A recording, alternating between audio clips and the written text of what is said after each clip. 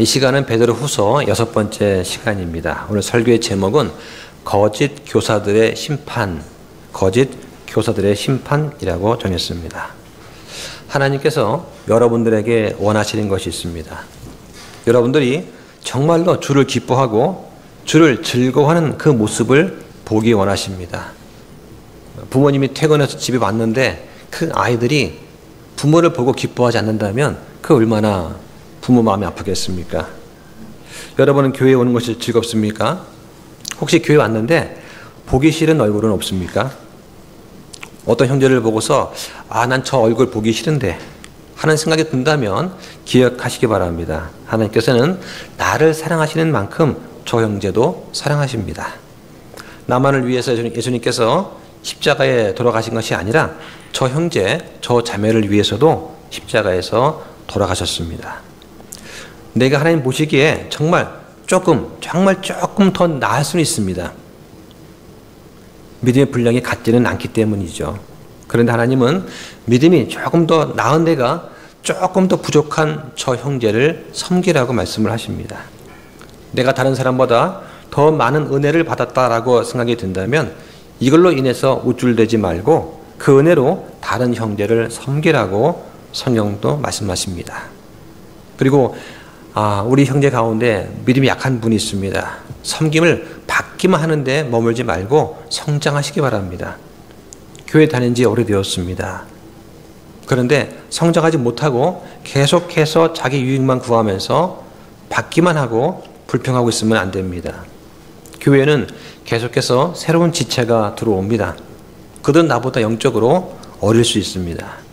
그렇다면 조금이라도 교회를 더 오래 다닌 내가 일어나서 그 형제 자매를 섬겨야 됩니다. 이게 교회입니다. 우리가 신앙생활 하다 보면 실망할 때가 있습니다. 왜 실망할까요? 내가 이만큼 사랑을 주면 이만큼 사랑을 받고 싶어 하기 때문이죠. 그게 인지상정입니다. 부부도 그렇지 않습니까? 부부라도 사랑을 주지 않으면서 받기만 하려고 하면 얼마 못 가서 다투게 됩니다. 더구나 교회는 구원받은 죄인들의 모임이 교회입니다. 그런데 세상과 다른 점이 있습니다. 교회는 내가 죄인이라고 하는 것을 알고 깨닫고 인정하는 사람들이 모인 곳입니다. 그래서 우리는 예수님을 믿고 의지하는 것입니다. 내 본성은 내 힘으로는 저 형제를 결코 사랑할 수 없습니다. 그래서 그리스도의 믿음으로 그리스도의 사랑으로 사랑하도록 도와달라고 우리는 기도를 하는 것입니다. 이런 사랑은 내 희생과 내 손해를 감수하지 않고서는 결코 할 수 없는 사랑입니다. 그런데 그러한 사랑을 해야지만 그리스도의 제자라고 성경은 말씀합니다. 그런데 이 섬김을 받는 사람은요, 내가 받는 그 섬김이 얼마나 감사한지 모를 수 있습니다. 다른 사람의 섬김을 당연시 하기 쉽습니다. 그러한 영적 어린 아이가 많기 때문에 교회에 어려움이 생기는 것입니다. 내가 베풀어 준 만큼 받기를 기대하고 또 기대하면 실망하게 됩니다. 받기 위해 주는 것은 사랑이 아닙니다. 예수님께서 받은 그 배신과 상처와 비교하면 우리가 받은 상처라고 하는 것은 어떻습니까? 별거 아닙니다. 그런데 예수님은 우리가 지혜가 부족하다고 해서 결코 우리를 꾸짖지 않으십니다. 지혜가 부족하면 지혜를 달라고 구하시면 됩니다. 그러면 지혜를 주시겠다고 약속하셨습니다. 교회를 섬기고 형제를 사랑하기 위해서 지혜를 구하시기 바랍니다. 우리가 지금 설교를 하고 성경 공부를 하는 그 목적이 있습니다. 우리가 하나님을 사랑하고 형제를 사랑하기 위한 것입니다.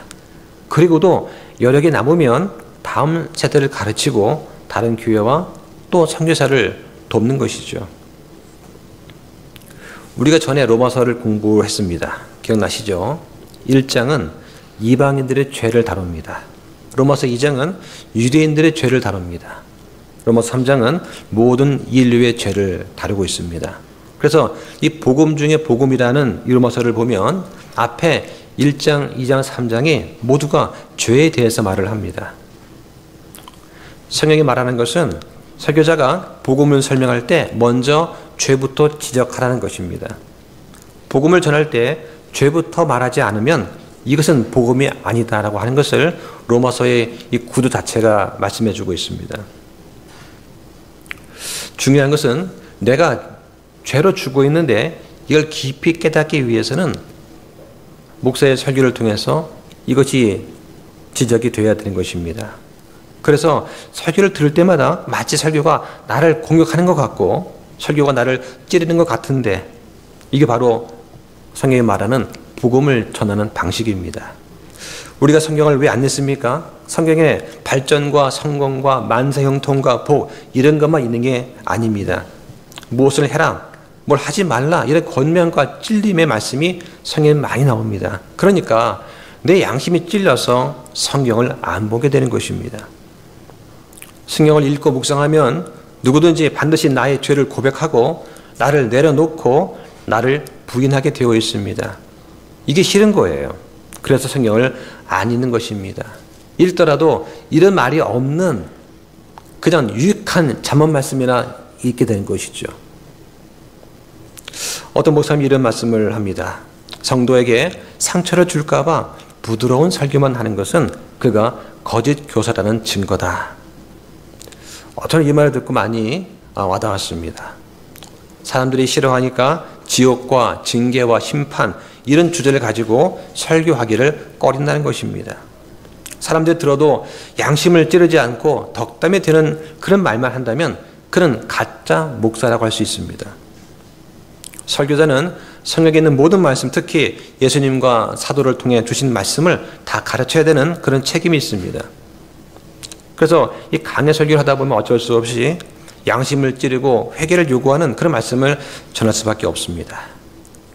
이게 싫으니까 소위 주례밭을 피하면서 평안하다 하면서 이런 말만 하면 그가 거짓 교사인 것입니다. 베드로후서 2장을 우리가 하면서 거짓 교사 시리즈라고 할까요? 우리가 지금 거짓 교사들의 파멸과 심판, 또 사악함, 속임수 이런 것들을 지금 다루려고 하고 있습니다. 우리가 지난 시간에 파멸을 부르는 거짓 교사라는 제목으로 말씀을 드렸습니다. 오늘은 거짓 교사들의 심판이라는 제목으로 또 말씀을 드리려고 합니다. 1세기쯤에 거짓 교사들이 일어났습니다. 많은 사람들이 그들의 멸망의 길을 따르게 될 것을 경고하면서 베드로는 그들에게 다가올 심판에 대해서 말씀을 합니다. 그래서 베드로후서 2장 1절에 자기들 위에 신속한 파멸을 가져오리라고 합니다. 또 3절에는 그 심판이 결코 지체하지 않는다. 그 정죄는 잠자지 아니한다라고 말씀을 하는 거예요. 이 거짓 교사들이 분명한 심판의 직면에 있다는 것을 설명하기 위해서 오늘 본문에서는 하나님께서 심판하신 역사적 사건 3가지를 말씀하고 있습니다. 바로 죄 지은 천사들에 대한 심판, 옛 세상에 대한 심판, 그리고 소돔과 고모라에 대한 심판이 그것입니다. 오늘 본문을 보시죠. 2장 4절에 보면 죄 지은 천사들 이야기가 나옵니다. 하나님께서 죄 지은 천사들을 아끼지 아니하사 지옥에 던지시고 어둠의 사슬에 넘겨주어 심판 때까지 예비해 두셨다고 말씀을 합니다. 여기서 죄 지은 천사가 누구입니까? 자, 좀 넘기셔서 유다서 보시죠. 유다서 6절을 보겠습니다. 또 자기들의 점 신분을 지키지 아니하고 자기들의 거처를 떠난 천사들을 큰 날의 심판 때까지 영존하는 사실로 묶어 어둠 밑에 예비해 두셨다라고 말씀을 합니다. 여기에 어둠이 무엇입니까? 우리가 타르타로스라고 부르는 그런 지옥의 한 종류입니다. 죄 지은 천사들은 자기의 처음 신분을 지키지 아니했습니다. 그리고 자기의 거처를 떠났다고 성경이 말합니다. 천사에는 2종류가 있습니다. 착한 천사가 있고 악한 천사가 있습니다. 천사들의 계급을 보면 천사장이라고 하는 말이 유다서 9절 이 미가를 가리키죠. 이게 나오고 또 데살로니가전서 4장 16절에도 나오고 있습니다. 하늘에 있는 하나님의 천사들은 어떻습니까? 날개가 있을까요? 우리가 영화를 보거나 인터넷에 보면은 천사를 가리키는 영상이 많습니다. 아주 아름다운 날개와 웅장한 그러한 그 장비를 갖추고 있죠. 그러나 천사는 날개가 없습니다. 또 천사는 아름다운 여인이 아닙니다. 천사는 남자입니다.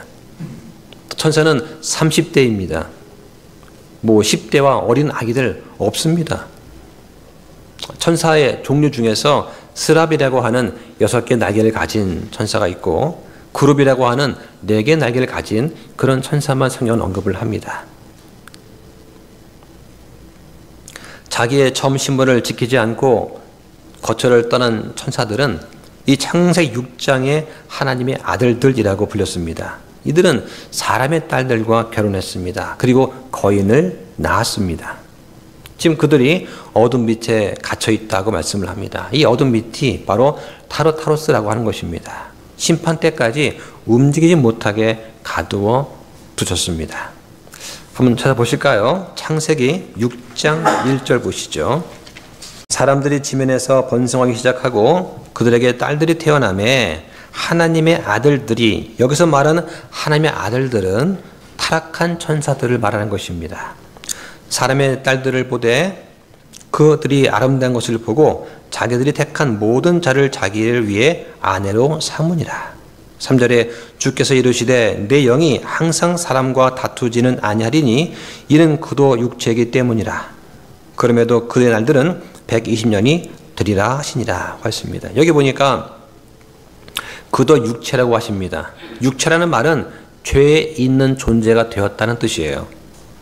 하나님의 아들들도 육체가 되었고 사람들도 육체가 되었습니다. 즉 죄에 있는 존재가 되었습니다. 노아 홍수로 인해서 사람들과 육체가 된 하나님의 아들들도 다 죽게 되었습니다. 그래서 그의 날들은 120년이라고 합니다. 하나님께서 노아한테 경고의 메시지를 주신 기간이에요.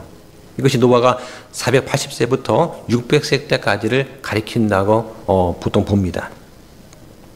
4절에 당시의 땅에는 거인들이 있었고 그 뒤에도 즉 하나님의 아들들이 사람들의 딸들에게로 들어와 그들의 저들에게 아이들을 낳았을 때에도 있었는데 바로 이들이 옛적의 강력한 자들, 즉 명성 있는 자들이 되었다라고 합니다. 이 창세기 6장에는 노아 시대에 하나님께 불순종했던 세 부류의 존재가 나옵니다. 첫째는 바로 하나님의 아들들로 불린 천사들입니다.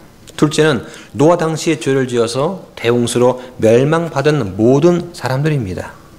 세 번째는 천사들과 사람들 사이에 태어난 하이브리드 거인 종족이 있었습니다. 이들도 대홍수 때 휩쓸려서 다 멸절되었습니다. 성경에서 천사는 항상 남성으로만 나옵니다. 천사는 원래 육체가 없는 영적인 존재입니다. 그래서 출산이 불가능합니다. 그러나 천사도 몸을 입고 먹을 수 있습니다. 대표적인 예가 창세기 18장 1절로 8절에 나오죠. 거기 보니까 만물의 평화에서 아브라함에게 나타난 세 남자가 있었습니다. 그 중에 한 분은 성육신 하기 이전에 예수님이시죠. 이 영이신 하나님께서 사람에게 계시하기 위해서 사람의 형상으로 나타나기도 하셨습니다. 여기에 창세기 6장의 하나님의 아들들은 자기의 거처를 떠난 천사들입니다. 육체를 가지고 땅에 내려와서 육신의 정욕대로 여인을 취해서 아이를 낳았습니다. 원래 사람과 사람 사이에서는 정상적인 사람이 태어납니다. 그런데 영적 존재인 천사와 사람의 결합을 하면 유전자의 변형이 일어나서 거인이 태어날 수 있습니다. 이 거인들은 모두 남자입니다. 성경에서 거인들은 남성 명사라고 분명히 말하고 있어요. 그런데 이거를 우리말 성경과 영어 성경으로 알 수가 없습니다. 그런데 히브리어 헬라어에는 모든 명사에 성이 붙어 있습니다. 그래서 이럴 때는 원어를 한번 살펴볼 필요가 있는 것이죠. 여기 거인들이라고 하는 그 원어를 보면 남성 복수라고 되어 있습니다. 그러면 왜 거인들은 다 남자일까? 일반적으로 알려진 설명은 이런 거예요. 남자의 염색체가 XY입니다. 여자는 XX입니다. 자, 이 중학교 때 우리가 맨델의 유전 법칙은 공부하셨을 겁니다. 기억나시죠? 예. 자, 이 중에서 남자는 XY고 여자가 XX인데 여기서 성을 결정짓는 염색체가 Y 염색체입니다. 그러니까 Y 염색체가 들어가면 남자가 되고 X만 전달하면 여자가 됩니다. 그러니까 부부 결혼해서 아이를 낳을 때 아들이 태어날지 딸이 태어날지 결정 짓는 건 누구예요? 아버지입니다. 예, 그러니까 엄마가 딸만 줄줄이 낳는다고 해서 그거는 아빠한테 책임 있는 것이지 엄마 책임 있는 것이 아닙니다. 예, 이거 100% 아버지 책임인 거예요. 그런데 만약에 천사가 가지고 있는 염색체가 YY라면 유전 법칙에 따라서 태어난 모든 아이가 다 남자가 되는 것입니다. 보통 이렇게 학자들이 설명하기도 합니다. 자, 그 다음에 베드로후서 2장 5절 보시죠. 자, 2장 5절 보시면 옛 세상을 아끼지 아니하시고 하나님을 따르지 않는 자들의 세상에 홍수를 내리실 때에 오직 의의 선포자인 여덟째 사람 노아를 구원하셨으며 라고 합니다. 자, 이게 보니까 옛 세상이 나옵니다. 이건 뭐냐면 노아 이전의 세상, 대홍수가 일어나기 이전의 세상을 옛 세상이라고 우리가 말을 하는 것입니다. 또 의의 선포자라고 합니다. 왜 노아가 의의 선포자일까요? 당시 불의한 자들에 대해서 하나님의 심판을 선포하는 역할을 했습니다. 노아가 살던 그 세상은 아주 사악함의 극치였습니다. 그래서 하나님께서 120년간 기회를 주면서 의를 선포하게 하셨습니다. 그런데 한 명도 회개하지 않았습니다. 자, 이거 놀랍지 않습니까? 120년간이나 불의에서 돌아오라, 하나님께 돌아오라고 외쳤더니 단 한 명도 돌아오지 않았다는 것입니다. 이 노아가 살던 곳이 약간 이렇게 구릉지대라고 치면 산에서 나무를 베었을 거 아닙니까? 그러면 노아 가족이 나무를 베고 가지를 제거하고 톱질을 하든 해가지고 배를 짓는 거죠. 동네 사람이 자네 뭐하나? 나 배 짓고 있네. 배? 그게 뭔데? 그게 왜 필요하지? 이제 곧 하나님께서 여기를 홍수로 멸하실 거네. 여러분, 자네들은 빨리 죄에서 돌이키시게나. 그 말을 한 번도 아니고 120년 동안 한 거 아닙니까? 몸소 보여주면서 정말로 심판이 오거나 노아가 미쳤거나 둘 중에 하나이겠죠. 그런데 단 한 명도 회개하지 않았다는 것입니다. 전도하다 보면은 공원에 있는 앉아있는 분한테 전도를 하면은 예수님 믿으시기 바랍니다. 그러면 나 교회 다닙니다. 그래요. 그러세요? 그럼 혹시 구원 받으셨습니까? 물으면 화를 내요. 나를 뭘로 보는 거냐? 나 교회 집사야, 권사야, 장로야. 그런데 나보고 구원 받았냐고? 나 장로라니까. 그래서 구원 받으셨습니까? 그러면 받았다고 하면 될 거 아니에요. 그 말은 안 하고 나 장로라니까 나 뭘로 봐? 하면서 화를 내요. 예. 그럼 구원 받는 것일까요, 과연? 노아는 악한 세상에서 자기의 자녀를 키웠습니다. 하나님은 이런 악한 세상에서 이들을 구출해 주셨습니다. 우리 또한 지금 악한 곳에서 살고 있습니다. 노아처럼 우리도 이 세상을 벗어나서 밖에서는 살 수가 없습니다.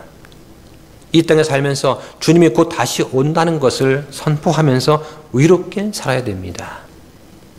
주일만 되면 정장을 하고 가장 좋은 옷을 입고 그리고 성경을 들고 교회에 옵니다. 주변 사람들이 자네 뭐 하나? 교회 간다네. 왜 가나? 이제 곧 주님 모신다네. 자네도 교회에 와서 주님 만나기 바라네. 둘 중에 하나죠. 주님이 오시거나 미쳤거나. 그런데 사람들은 보고도 믿지 않습니다. 하나님께서는 방주를 통해서 홍수에서 노아와 가족을 구출하셨습니다.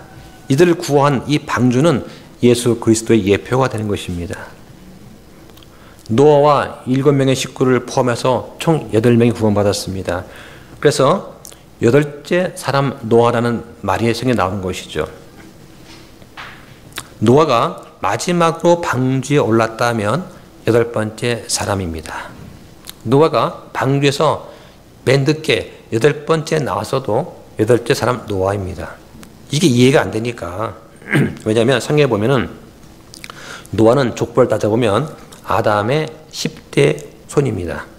역대기 1장에 보면 아담, 셋, 에노스, 게난, 마할렐레엘, 야렛, 에녹, 무드셀라, 라멕, 노아 10번째 사람이죠. 그래서 성경이 잘못됐다라고 생각을 하고는 개역성경은 이 단어를 8째 사람 노아가 아니라 7 식구라고 의역을 해버렸습니다. 이 베드로후서의 문맥은 방주에서 구원받는 것을 말합니다. 8명이 구원받았는데 노아가 배에 8번째 들어갔거나 8번째 방주에 나왔으면 이해가 되는 것이죠. 이게 이해가 안 되니까 8째라는 단어를 7 식구라고 성경을 의역을 한 거예요. 결국 노아를 포함한 8명을 제외하고는 모두 홍수로 사망했습니다. 창세기 7장 16절에 보니까 들어간 것들은 하나님께서 그에게 명령하신 대로 모든 육체의 수컷과 암컷이더라. 그것들이 들어가며 주께서 그를 안에 넣고 닫으시니라. 안에 넣고 닫았다는 그 말은 주님께서 구원의 보장이 되신다는 그런 뜻이에요. 하나님께서 안전하게 문을 닫아주신 것입니다. 우리도 예수님 믿고 구원받을 때 성령님께서 우리를 안전하게 봉인해 주십니다. 예수님 믿으면 그 순간 성령님께서 마귀들이 우리 안에 들어오지 못하게 우리를 막아주시는 거예요. 그래서 예수님을 정말 믿는 사람이라면 마귀가 결코 우리를 흔들지 못합니다. 우리한테 영향력은 미칠 수 있어요. 그러나 결코 마귀가 우리를 빼앗을 수 없다는 것이죠.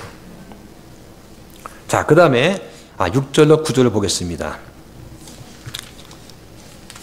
자, 6절로 9절을 보면 6절에 소돔과 고모라의 도시들을 뒤엎음으로 정죄하여 죄가 되게 하사 그 뒤에 하나님의 뜻을 거스르며 살 자들에게 본보기로 삼으시고 사악한 자들의 더러운 행실로 인해 괴로움을 받던 의로운 롯을 구출하셨으니 이는 저 의로운 사람이 그들 가운데서 거하면서 보고 들음으로써 그들의 불법 행위들로 인해 날마다 자기의 의로운 혼을 괴롭게 했기 때문이라.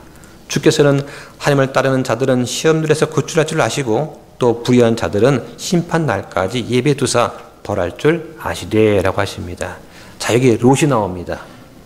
롯은 아브라함의 조카입니다. 아브라함과 함께 갈대아 우르를 떠났습니다. 그리고 이집트에 갔습니다. 그런데 여기서 이 롯은 세상 맛을 보았습니다. 그 뒤로 롯은 삼촌 아브라함과 달리 소돔과 고모라의 이 기름지고 비옥한 번창한 곳을 택했습니다.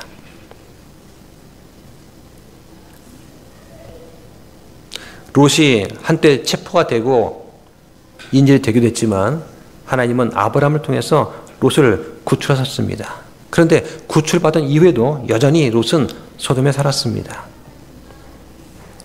롯은 분명히 구원받은 사람입니다.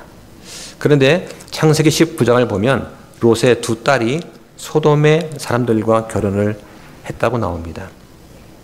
그리고는 악한 소돔 사람들 가운데 있으면서 날마다 자기 혼을 괴롭게 했다고 합니다. 믿음이 없는 사람들 결혼했으니까 그 혼이 괴로웠을 것입니다. 맨날 보고 듣고 느끼는 것들이 하나님의 미워하시는 것들만 했으니 얼마나 괴로웠겠습니까? 성경은 그래서 너희가 믿지 않는 자와 멍에를 함께 하지 말라고 말씀하시는 거예요. 하나님의 은혜로 이 롯은 그 사악한 땅에서 목숨을 부지할 수 있었습니다. 노아가 물에서 구출되었듯이 이 롯은 불에서 구출되었습니다. 하나님은 다시는 물로는 심판하지 않겠다고 하셨지만 그러나 불로 심판하신다고 말씀하셨습니다. 그래서 롯의 구출은 재림 때 환난기 성도들의 구출과 비슷합니다. 교회는 환난기 이전에 휴거를 받습니다. 베드로는 소돔이라는 이 도시에 거주했던 롯의 행위를 잘했다고 칭찬하지 않습니다. 다만 이러한 극한 상황 속에서도 성도라면 하나님께서 구원해 주신다는 것을 지금 말하고 있는 거예요. 7년 환란도 마찬가지입니다. 구원받은 자는 환란기 이전에 다 휴거받습니다. 다만 롯처럼 구원받고 나서 아무런 일도 하지 않은 사람한테는 보상이 없습니다. 주님께서 우리한테 이 노아와 롯의 예를 들어주신 그 이유가 뭘까요? 한번 보겠습니다. 누가복음 17장 27절 28절 보시죠. 노아가 방주로 들어간 날까지 그들이 먹고 마시고 장가가고 시집 가더니 홍수가 나서 그들을 다 멸하였느니라. 마찬가지로 롯의 날들에도 그와 같았으니 그들이 먹고 마시고 새거 팔고 심고 건축하였으나. 자, 지금하고 똑같지 않습니까? 지금 시대 역시 롯의 날들과 다를 바가 없습니다. 성경은 주님께서 곧 다시 오신다고 말씀을 합니다. 우리는 순결한 자가 되어야 됩니다. 자, 돌아가서 베드로후서 3장 14절 보시죠. 그러므로 사랑하는 자들아 너희가 그러한 것들을 기다리다니 너희가 점도 없고 흠도 없이 화평 중에 그분께 발견되도록 힘쓰라 합니다. 너희가 그러한 것들을 기다리나니 그러한 것이 무엇입니까? 새하늘과 새 땅, 새 예루살렘 이런 거예요. 이런 거를 기다리는데 점도 없고 흠도 없이 화평 중에 이 화평은 무죄함에서 나오는 죄가 없음에서 나오는 내적인 평안을 말하는 것입니다. 성경은 우리가 이런 화평 중에 그분께 발견되기를 원한다고 말씀하십니다. 이게 바로 재림을 기다리면서 우리가 취해야 될 태도입니다. 오늘 말씀을 통해서 우리는 어떤 태도를 가져야 될까요? 자, 본 말씀을 좀 더 다시 살펴보겠습니다. 성경은 분명하게 죄 지은 천사들에 대한 심판을 말씀하십니다. 거기 4절에서 하나님께서 죄 지은 천사들을 아끼지 아니하사 지옥에 던지시고 어둠의 사슬에 넘겨주어 심판 때까지 예비해 두셨다고 말씀합니다. 하나님은 이 죄 지은 천사들을 아끼지 아니하시고 지옥에 던지셨습니다. 지옥은 진짜입니다. 문자 그대로 고통이 존재하는 장소입니다. 성경은 지옥이 이 땅의 한가운데 위치한다고 분명하게 가르치고 있습니다. 그래서 원어 성경에 보면은 지옥에 대한 이름이 여러 가지가 나옵니다. 영어 성경에는 그냥 헬로 되어 있지만 원어 성경에는 스월, 하데스, 타로타로스, 게헨나 이렇게 이름이 여러 가지로 나옵니다. 그래서 지옥이라는 말은 성경에 모두 54회가 나오는데 예수님께서 지옥이라는 말을 직접 15번 말씀하셨어요. 그래서 이 지옥이 실제로 존재한다는 것입니다. 성경에는 영원한 불, 영원한 멸망, 바깥 어두운 곳, 불호수, 바닥 없는 구덩이처럼 이 지옥을 묘사하는 표현이 많습니다. 성경은 분명하게 이 지옥이 심판이 있는 분명한 장소라고 하는 것을 보여주고 있어요. 이 지옥이라는 말 뜻이 뭐냐? 덥다는 뜻입니다. 1차적으로는 죽은 사람들이 가는 지하 세계를 뜻합니다. 또 구체적으로는 지하 세계에서 악한 사람들이 고통받는 것을 지옥이라고 하는 거예요. 그래서 한자로는 지옥, 땅의 감옥이라고 부르는 것입니다. 오늘 본문에서 말하는 이 지옥은 타로타로스입니다. 이 타로타로스는 베드로후서 2장 4절에 딱 한 번 나옵니다. 그래서 창세기 6장에 나오는 타락한 천사들의 거처입니다. 이것은 하나님이 형벌을 받는 그 하데스보다 더 낮은 위치에 있는 지하 공간을 말하는 것이죠. 4절에 보면 하나님께서 그들을 어둠의 사슬에 넘겨주었다라고 말씀합니다. 유다서에서는 이 말씀을 영존하는 사슬로 묶어서 어둠 밑에 예비해 두셨다고 합니다. 또 하나님은 그들을 심판 때까지 예비된 상태로 두셨습니다. 유다서는 큰 날의 심판을 위해서 예비해 두었다라고 또 말씀을 하시는 거예요. 자, 두 번째 성경은 옛 세상에 대한 심판을 말씀하십니다. 자, 5절에 보니까 옛 세상을 아끼지 아니하시고 하나님을 따르지 않는 자들의 세상에 홍수를 내리실 때에 오직 의의 선포자인 여덟째 사람 노아를 구원하셨다고 하십니다. 하나님은 경건하지 않은 자들을 심판하기 위해서 홍수를 사용하셨습니다. 여기서 말하는 옛 세상은 대홍수 이전의 세상을 말하는 것입니다. 그래서 창세기 6장 5절에 보면 한번 볼까요? 다시 한번. 자,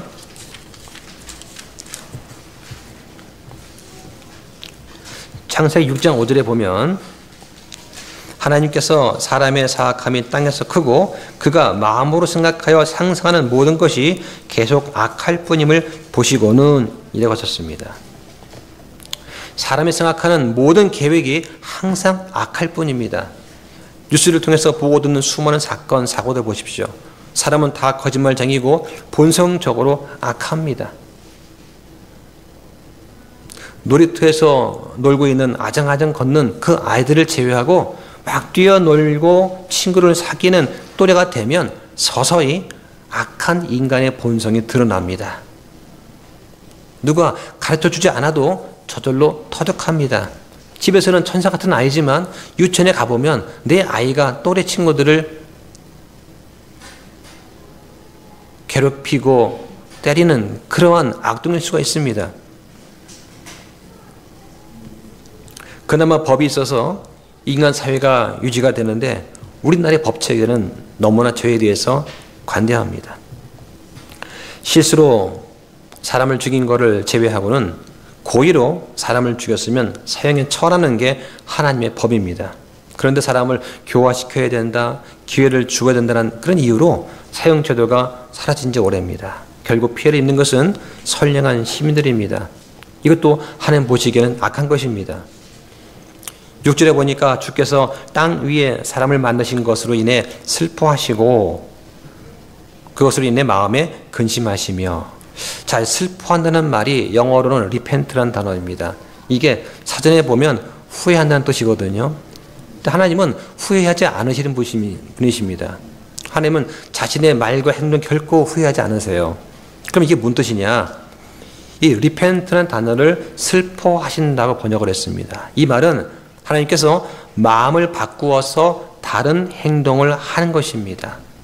죄인이 회개하면 하나님께서 심판하실 그 마음을 바꾸어서 기회를 주시고 연기하십니다. 용서하십니다. 이게 바로 슬퍼하신다는 단어입니다. 사람을 만들었는데 사람들이 창조주 하나님을 거부합니다. 대적합니다.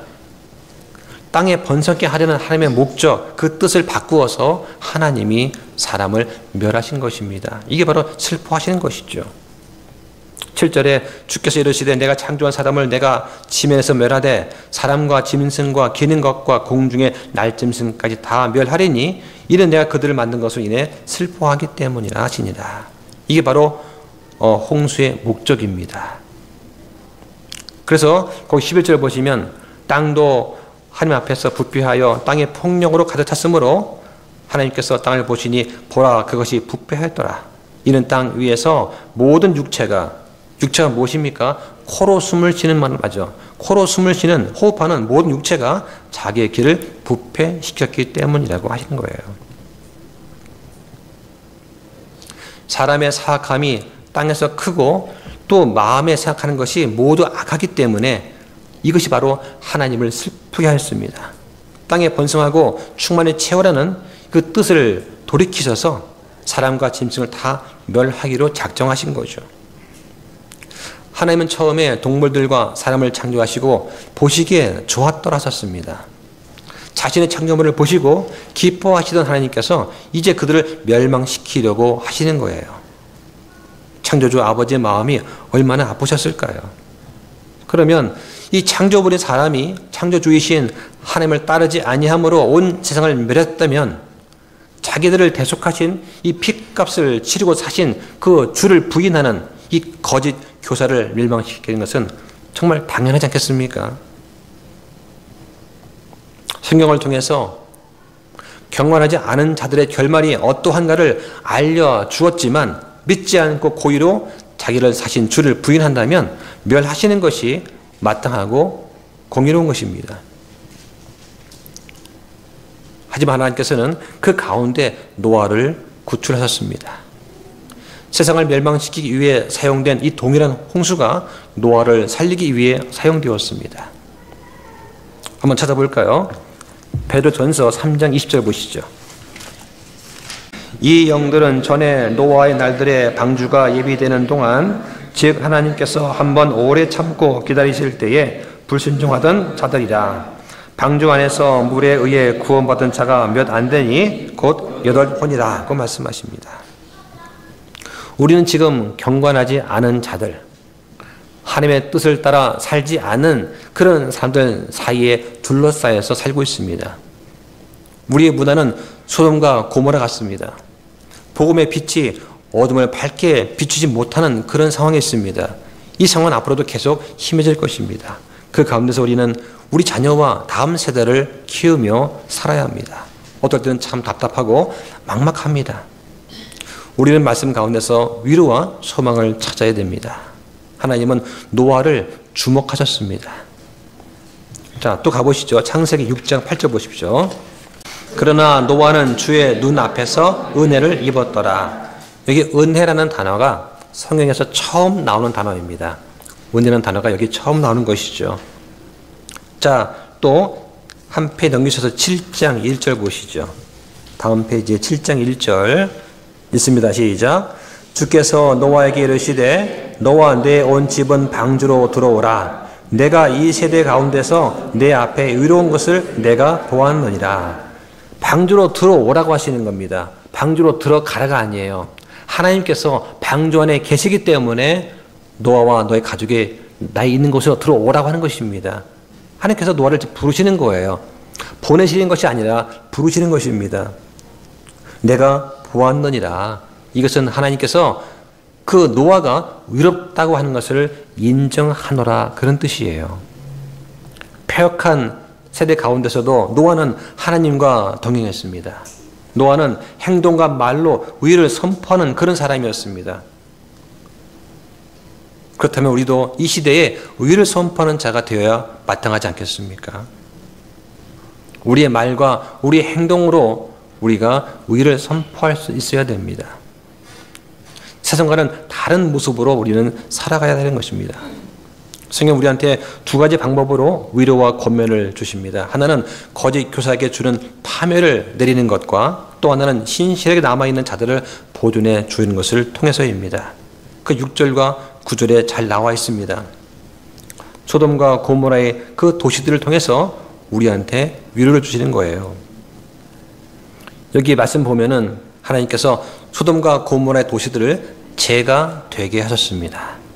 이 심판은 창세기 19장에 나와 있습니다. 한번 보실까요? 창세기 19장 24절 보시죠. 그때 주께서 하늘에서 주로부터 유황과 불을 비같이 소돔과 고모라에 쏟으사. 여기 유황과 불이 바로 심판의 도구였습니다.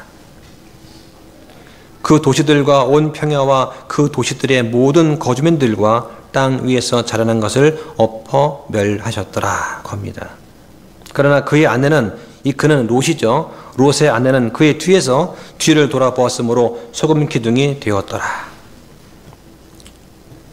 지금 소돔과 고모라 그 땅에 가 보면은 그 땅들이 그 유황, 그죠? 유황이 돌에 섞여 있는 잔재를 지금도 발견할 수 있다고 합니다. 27절에 아브라함이 아침에 일찍 일어나 주 앞에 섰던 곳에 이르러 소돔과 고모라와 그 평야의 온 땅 쪽을 쳐다보고 바라보니 보라, 그 지역의 연기가 용광로 연기처럼 치솟았더라. 자, 왜 이런 무서운 심판이 있습니까? 유다서에는 그들이 자기를 음행에 내주고 낯선 육체를 따라갔기 때문이라고 말씀을 합니다. 또 창세기 18장 20절에 보면 주께서 또 이르시되 소돔과 고모라에 대한 부르짖음이 크고 그들의 죄가 심히 중하기 때문이라고 말씀하십니다. 이 베드로와 유다 모두가 소돔과 고모라가 본보기라는 것을 잘 말해주고 있습니다. 그래서 오늘 말씀 6절에 보면 그 뒤에 하나님의 뜻을 거스르며 살 자들에게 본보기로 삼으시고 라고 말씀하십니다. 또 유다서에는 영원한 불로 보복을 당하여 본보기가 된 것과 같으니라고 말씀을 하시는 거예요. 우리에게 본을 보여주신 것입니다. 하나님은 그러나 의로운 자들은 인도하셨습니다. 경건하지 않은 자를 심판하실 때 어떻게 신실한 자들을 잊지 않으시는가 하는 것을 잘 보여주는 또 다른 예가 있습니다. 성경은 이 롯을 부를 때 어떻게 부릅니까? 베드로후서에서 롯을 가리켜 하나님은 의로운 사람이라고 부르십니다. 거기 7절 보시면 의로운 롯이다고 합니다. 또 8절에는 저 의로운 사람, 자기의 의로운 혼이라고 불러요. 이걸로 봐서 롯은 구원받은 사람이 분명합니다. 롯은 사악한 자들의 더러운 행실로 인해서 날마다 괴로움을 받았다고 말씀합니다. 또 사람들의 불법 행위들로 인해서 날마다 자기의 의로운 혼을 괴롭게 하였다고 합니다. 여러분 어떻습니까? 이 땅에 살면서 하루하루가 즐거우십니까? 아니면 롯과 같이 괴로우십니까? 하나님은 우리를 항상 기뻐하라, 항상 즐거워하라고 말씀하십니다. 이것은 주를 기뻐하고 주를 즐거워하라는 얘기지 세상을 즐거워하라는 얘기가 아니거든요. 세상에서 우리가 날마다 고난과 핍박을 당해도 주를 바라보니까 우리 안에 기쁨이 있다는 것입니다. 베드로는 이렇게 요약합니다. 9절에서 주께서는 하나님을 따르는 자들은 시험들에서 구출할 줄 아시고 또 불의한 자들은 심판날까지 예비해 두사 벌할 줄 아신다고 말씀합니다. 노아와 롯에 의해서 보듯이 하나님을 따르는 자들, 이 경건한 자들은 시험을 면하게 하십니다. 또 불의한 자들은 심판날까지 예비해 두사 벌할 줄 아신다고 합니다. 이 불의한 자들은 심판날까지 형벌 아래 예비되어 있다는 것을 잘 보셔야 됩니다. 부자와 나사로의 이야기에서 우리가 아는 것처럼 이 악인들은 중간 상태에서 고통을 당하고 있습니다. 누가복음 16장에 보면 구원받지 못한 사람이 이 지옥의 고통스러운 불꽃 가운데 있다는 것을 우리는 알게 됩니다. 구원받은 사람이 비록 평안, 안위를 받긴 하지만 아직 천국에 있지 못합니다. 당시에 거지 나사로는 큰 구렁텅이를 사이에 두고 불꽃이 있는 부분으로부터 격리되어서 아브라함의 품이라는 곳에 있었습니다. 예수님께서 부활하시기 전에는 낙원이 땅 속에 있었습니다. 그리고 지옥과 맞닿아 있는 그 큰 구렁텅이 바로 옆에 있었습니다. 예수님께서 부활하신 후에는 이 지하의 낙원이 셋째 하늘로 옮겨졌습니다. 지금도 이 지옥은 서로를 알아볼 수 있는 형체와 혼을 가지고 있습니다. 그러나 완전한 몸은 갖고 있지 않아요. 그러나 고통은 느낄 수 있습니다. 그렇다면 이 거짓 교사를 따르는 그 유혹을 받는 그런 사람들한테 우리는 경고를 해야 됩니다. 우리가 전도하는 것은 예수님 믿고 복 받으세요가 아니라 예수님 믿고 지옥의 고통을 피하세요가 되어야 됩니다. 말씀을 정리하겠습니다. 베드로는 이 거짓 교사에 대해서 계속해서 경고를 하고 있습니다.